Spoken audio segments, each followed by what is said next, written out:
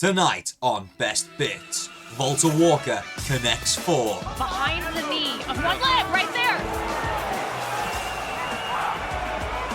He's going for it again, guys! Nasrat Hakparast gets banished to the Shadow Realm. Oh! Azamat Muzakhanov did this. Going low with it as well. He's attacking. Oh! Shot from Muzakhanov! And Tom Aspinall was blinded.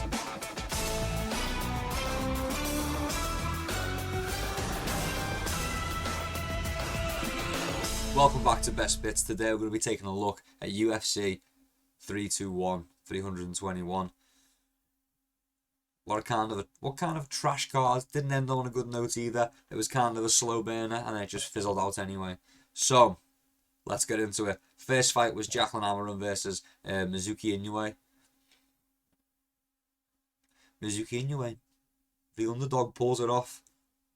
Just out-grapples, to be fair. Out-grapples the submission artist in Amarin. From pillar to post, beats her up. Pretty good underdog win. Coming out like 2 years away. I think I said a year in my prediction video. She's been gone for like 2 years. So it's good. Ring rust does not exist. Simple as that. Mitch Raposo beat Azat Maxim, which is a bit of a mad one. Went to a decision. He pushed it hard. He pushed the pace hard. And he managed to get a win out of it. It was pretty good. It was pretty entertaining, actually. I did say that I liked him for like a TKO, for a potential TKO, but I just didn't see it happening against Maxim. And you know what? He did okay with the hands. He got dropped, I think, himself, and then did manage to rock Maxim a couple of times back. So yeah, pretty interesting fight. Yeah, it went to a decision, dragged on a little bit, but wasn't boring by any means. So yeah, on to the next one. Hamdi Abdelwahab versus Chris Barnett. What a fight, man. What a fight. So, the fight starts off. It's pretty slow. It's pretty boring. It continues to be slow and boring. Hamdi's just smothering with the grappling, and Chris Barnett, while having some success getting up, just keeps getting dragged back down. He can't really stay on his feet long enough to do anything effective and get away and make space.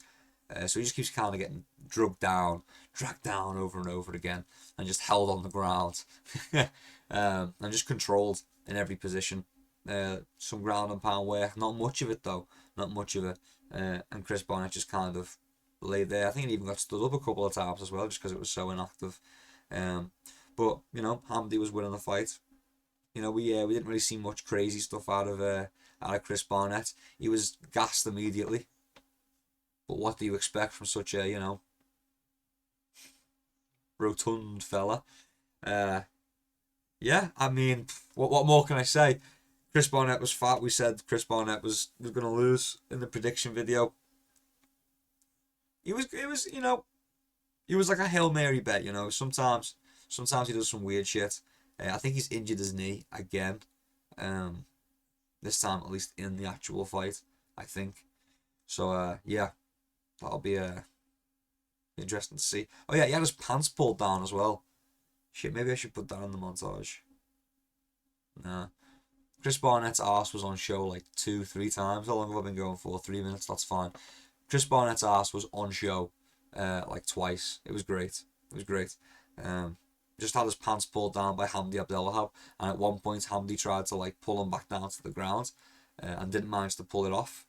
And then because of the resistance, he just kind of jerked downwards and ended up just like wiping his mouth and chin in the arse crack of Chris Barnett. And I'm surprised that didn't knock Hamdi Abdelwahab out right there and then. That would have knocked me out. Imagine the stink, imagine the funk. Sweaty arse crack of Chris Barnett on your lips. Disgusting. Moving on. Nathaniel Wood, Nathan Wood versus Jose Delgado. I fucking said it. I'm gonna go with Nathaniel Wood. It's a risky one. I'm gonna do it. He managed to pull it out. It was a close fight. I didn't think it was gonna go his way, but it did go his way, so I'm not gonna complain. Maybe not a robbery. I can see for the activity wise. I can see activity-wise, yeah. And, he was firing back. He was doubling up. He was doubling, tripling up. he was doing enough to make it clear, I suppose. I have to watch it back. I just know there'd be a few complaints about that kind of a fight. Because he was getting rocked by Delgado, but it was single shots and it wasn't putting him out. It was just rocking him. Yeah. Next one. Walter Walker versus fucking Louis Sutherland. So, Walter Walker gets another heel hook. 3 in a row. No, 4 in a row. 4 in a row. He's connected 4. He's taken 4 limbs. 4 legs. It's a mad one. It's crazy. You know, brilliant performance as well. Just straight in on it. Louis Sutherland, I don't know, man. I know it was short notice. It was very short notice for Louis Sutherland. I know that. Which is a shame. Maybe he could have done more with more time to prep. It just didn't seem like he was prepared at all. Like, I know it was short notice, but I feel like he would prepare specifically to counter leg locks. The entire camp of however short it was should have just been, let's not get leg locked. Let's not give him another leg lock. Oh well. That's just how it be. Walter Walker getting another one. First round, super fast. Pretty damn good. Pretty damn entertaining too. You know, I predicted Walter Walker by submission in the first round. So, you had some money there. I know I won my bet. Just saying. Next up, we had Ludovic Klein versus Mateusz Rebecki. I think I had Rebecki for this one. I can't even remember. Hell of a fight though. Rebecki was getting chewed up, like absolutely beaten up. He kept pushing forward. He kept pushing the pace.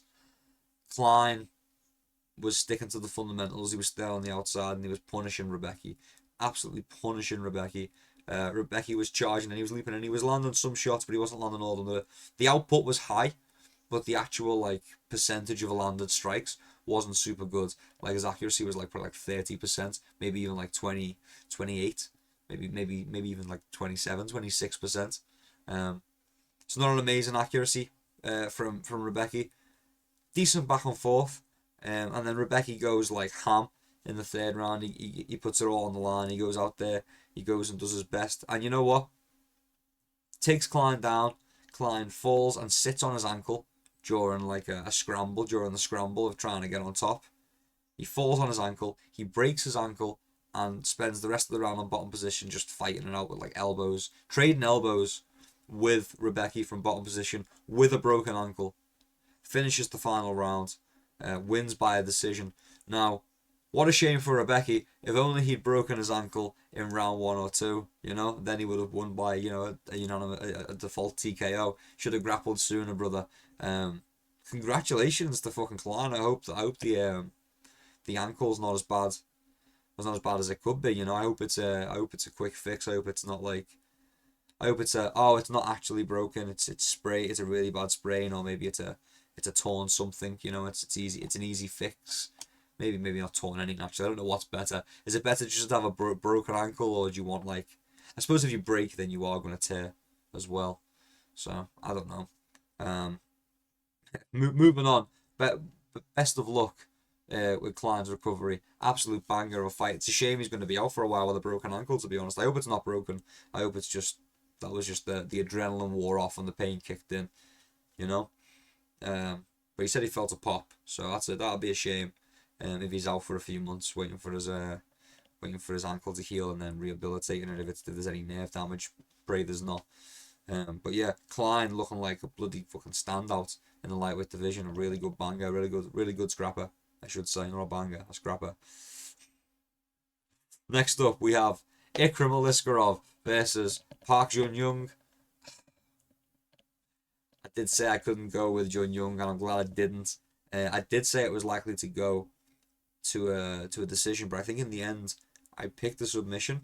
Damn, I mean, Park had an answer to all of the grappling. To be fair, he just didn't have the output. He was getting outstruck, and he was trying to move forward and kind of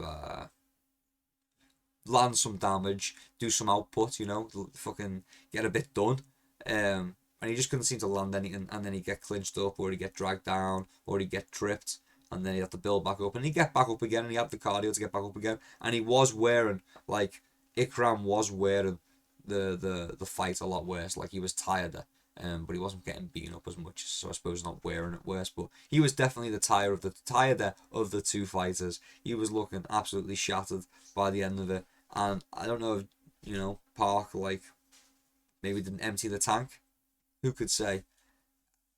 Who could say? I mean, it's a shame, really. But yeah, Ikram Aliskerov managed to get it done. Dominant everywhere. Dominant in the grappling, pretty much. Just smothered them with it. Dominant with the striking. Pretty good. Pretty entertaining fight as well. Good back and forth. Not really close to a finish at any point, but you know how it is. Next up, and finishing the prelim, is Nasrat Haqparast versus Quinlan Salkild. Now, I was worried in my prediction video that Nasrat Haqparast would be on his bike too much. He'd be too in and out. He'd be circling to the outside and not letting Salkild get off any kind of real damage. And it looked like it was going to be that way. He was being quick. He was being flashy. He was in and out. He was landing some decent strikes. But Salkild just straight up, just lined it up, set it up perfectly, waited for Nasrat to commit, to think about committing. It was like the moment Nasrat thought, now it's time to go in, Salkild seen the tell. Don't know what the tell is. I didn't see it, but he's seen the tell, and he was like, right, now I'm committing to this head kick. Boom! Nasrat's out cold. Body drops to the floor like a corpse, man. Just face plants to the ground. Absolutely done. Like a body, like a lifeless body. Salkild starts celebrating, and then everyone's kind of like, yo, he's not woke up yet. And it's like, ooh, hang on a minute, this is getting a bit scary. And then the camera stops showing him, and a bunch more doctors come in, and everyone's like kind of gathered around him. And it's like, oh, he's still not woke up yet. And he was out for a good little while. Like, that's not good. That's some serious head trauma right there. Serious head trauma. And Salkild, again, another underdog. Another dog. I didn't even pick it. I went with Nasrat by decision. But I did say Salkild could knock him out. I just didn't see it happen, and boom, there it is right there. He set it up perfectly as well, baited him into it, made Nasrat think he could land and get out whenever he wanted early in the fight. Maybe that would have been the case if Nasrat had played it a bit safer for a bit longer and kind of wore on the gas tank. Maybe with a bit more cardio than Salkild. We'll never know, because Salkild was like, yo, I'm going to let you think you've got this early, and then when you commit to landing more than just one strike, I'm going to put you out. And that was that. That's all she wrote. That's all she wrote. Let me get my notes back up. Main card time. Time for the main card. First fight on the main card was Alexander Rakic versus pardon me, versus Asmat Muzakhanov. I was thinking Rakic. I picked Rakic. I don't know, man. I don't know. I got like 3 fights wrong on this card, maybe. If you don't count the no contest, but we'll get to the no contest. I think I had Rakic. I thought Rakic would be a better striker. I thought he'd be better at controlling the range. He was a fair bit bigger. Like he was supposed to be a fair bit bigger. He was a fair bit bigger. He was a fair bit larger. Hello, dog. Next up, and the first fight on the main card, is Alexander Rakic versus Azamat Muzakhanov, right? Muzakhanov. I had Rakic, I'll be honest. I thought Rakic was going to be bigger, taller, stronger. He was going to play on the outside. He was going to be better at managing the range. I thought he was just going to pitter-patter, wear away, and then find something to put him away with. Maybe hurt him and jump on a submission if it need be. Maybe ground and pound finish if need be. But no. Muzakhanov had other plans. I don't even really know what happened, I'll be honest with you. I don't want to say it was a headbutt, but it was so weird. Maybe it was like an uppercut. Maybe it was. Who could say? Maybe there'll be another angle of it. Maybe I'll show you another angle of it. Probably not. On to the next one. Pull up my notes once more. On to the next one. Alexander Volkov versus Jailton Almeida. Okay. Interesting. Okay, so Almeida, sandbagging, wasting time, humping his opponents, humping Volkov, just trying to waste out the clock. Not really trying for too many submissions, not really trying to set too many up. Volkov was just kind of, to be fair, Volkov was just doing the 2-on-1 and just kind of tying up the hands of Almeida and just keeping them busy the entire time they were on the ground and not really letting them think about advancing. And then in the times where Almeida wasn't having his hands tied up and it was time to maybe think about advancing, he was just kind of resting. It was a very weird decision from Almeida. And you know what? I'm glad the ref and the judges were like, yeah, you know, just laying on top isn't really winning. It's not really winning the fight, is it? So I'm glad we're kind of taking that into consideration with the criteria moving forward. I think it's very interesting. Let's hope we stick to that, because you know what? And we got loads of stand-ups as well. When the grappling got too slow, there was more stand-ups and the fights got stood up. You know, maybe, you know, in the case of Jailton Almeida, the fight got stood up and he went immediately for another takedown. But, you know, he thought that's what would get him the fight. He thought that's what would get him the win. It didn't pan out. If that's what we're doing moving forward, I think the sport's going to be a lot more interesting. That means you can't just hump a leg, you can't just hug a leg and get the W. So really, I think it works out. In my opinion, I think that's a good rule change. If we're sticking to that, that's a good rule change. I'm all on board. Next up, we've got Umar Nurmagomedov versus Mario Batista. Decent scrap, to be fair. Decent back and forth.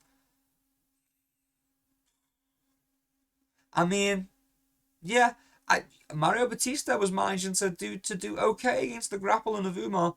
It wasn't perfect. It wasn't outstanding. But you know what? It was okay, and it was enough to get himself up at times. It was enough to stall out at times, and it was enough to land some striking. You know, and it was enough to have a bit of a back and forth and gain a little bit of respect. And be like, you know, you can't just take me down every single time.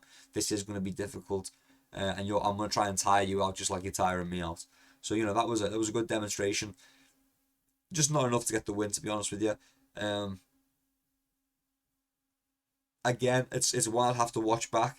Honestly, I thought Umar had it. In my opinion, I thought Umar had it 2-1. So, yeah. You know, good fight though. Good fight. Interesting fight. Entertaining fight. You know, and these guys were at the press conference. I think it was these two anyway, talking about, you know, could we get a title shot off the back of this fight? And it's like, maybe we can get a title eliminated together. You know, maybe if it's entertaining, you guys aren't. You know, but you know, it was a bit of a cracking fight. You know, a few times I was like, oh, you know, oh, okay, and then other times I was like, oh, not more of this. So you know, ups and downs, swings and roundabouts. If there was enough of everything for you, then fair enough. That's like the kind of fight you want, where there's a lot of variety. And I suppose you got that from it. Because there was an even bit of variety. There was a good bit of variety. There was a good bit of stand up and there was a good bit of grappling, and there was a good bit of clinching as well. You know, a lot of work in the clinch is underrated these days. Where, you know, the dirty boxing, those elbows on the break or elbows just while in the clinch, are really effective. Yeah, moving on. Co-main event time. Werner Jandiroba versus Mackenzie Dern. I thought Jandiroba had it won, to be honest with you. I had it 2-2 going into the 5th round, and I thought whoever wins here probably wins it. Maybe Dern, to be fair. Thinking back now, I'm thinking about it without my bias. Yeah, Dern probably wins that one. I mean, it was close though. It was close. I wouldn't be angry with a rubber match, a third fight, but actually, at the same time, let's just keep it moving. Women's MMA is pretty stale. By the way, this fight, not entertaining in the slightest. This was the co-main event. Disgusting. Oh my goodness gracious. People paid money for this. We paid money for this. We paid money for this. Is definitely what I meant to say. People paid money for this. Like, what the fuck? And we're just sat on our asses. We're just sat on our asses slapping each other. What the fuck are we doing, man? This is the peak of women's MMA. This is the best of the best in women's strawweight. Fucking sat there playing footsie. Silly shit, man. Silly shit. Mackenzie Dern wins a decision. I don't even know what to say. It was fucking boring. It was actually boring. It was actually boring. I was expecting a bit more of a banger, and it was just kind of slow. And I think there was just too much respect. There was too much respect from both of them. And Jan Duderoba was trying to grapple as well, and I was like, don't do that, don't do that. It's not worth it. It's not worth it. And then it didn't pan out for her. She got reversed, and then she'd end up on bottom, and then it would stall out, and then she'd take a few ground and pound strikes, and then it would get stood back up again, and she would have lost in every sequence. So I don't even know what the game plan was, but maybe she was trying to like match the grappling and kind of win some sort of moral victory first, and then be able to take over, get in the head of them by being like, yeah, maybe you're a better grappler, but I know just enough to stay ahead, or just enough to escape your superior grappler. I don't know what the plan was. It didn't fucking work anyway. Boring fight. At one point I was vicious knees in the clinch. Oh goodness, vicious knees to the thigh. Oh, that one really rocked her. Boring fight, boring ass fight. And then on to the main event. Now there's probably going to be another video on the main event. There's probably going to be another video on the main event. I'm going to be honest, but we do the walkouts. It's getting hyped. It's, ooh, heavyweight champion of the world. Ooh, defending his belt first time for officially. Ooh, it's gonna be sick. Ooh, it's gonna be sick. We're getting hyped. They're both in the cage. They do the whole this guy, that guy, in that corner. Shouldn't do that. Pause. In this corner, in that corner. They meet in the middle. They touch gloves. They separate. The fight starts. They touch gloves again, and the fight starts. A little bit of a back and forth. We get most of the way through the first round. It's a little bit of a back and forth, and I'll be honest with you. I was rooting for Tom Aspinall all the way. I was behind Tom Aspinall. That was a little bit shaky. There was a little bit shaky from Tom Aspinall right there, and then all of a sudden Ciryl Gane decides, you know what? I'm going for the eye poke. I'm gonna go do it. I'm just gonna throw out entirely the entire way, all the way in, all fingers. I'm just gonna throw all fingers directly. You know the thing you're not supposed to do where you splay out your fingers. I'm just gonna do that.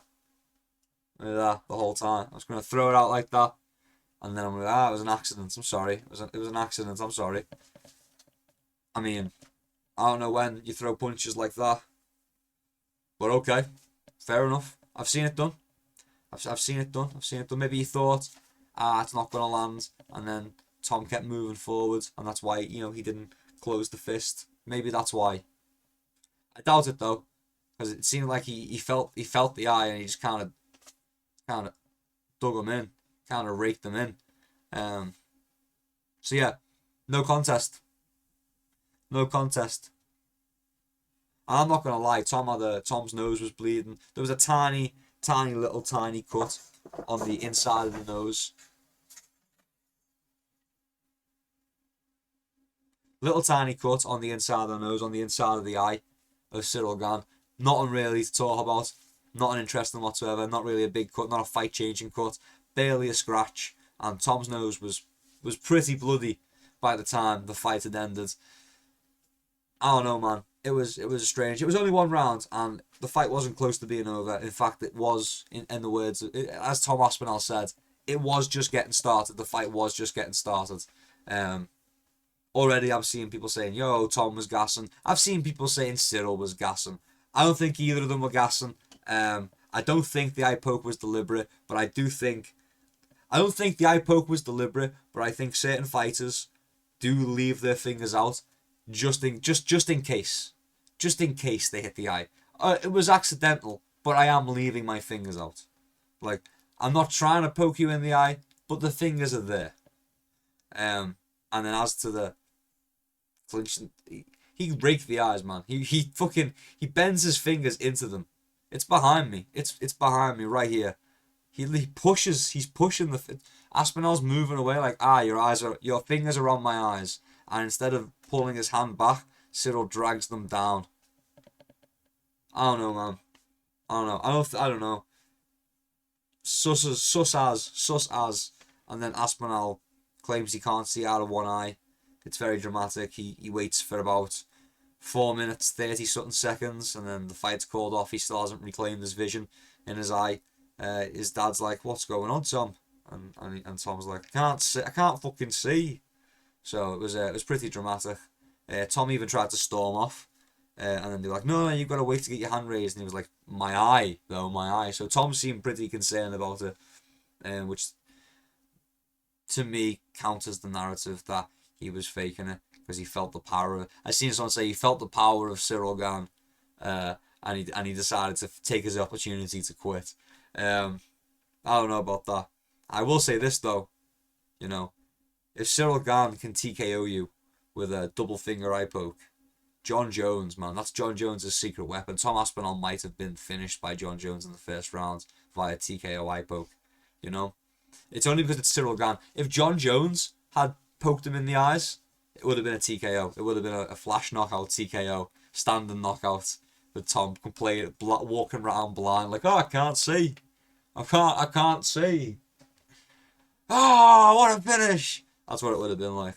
But yeah, dramatic, very sad. They need to remake the fight. They need to rebook the fight. Be a shame. Be a shame if they don't. Yeah.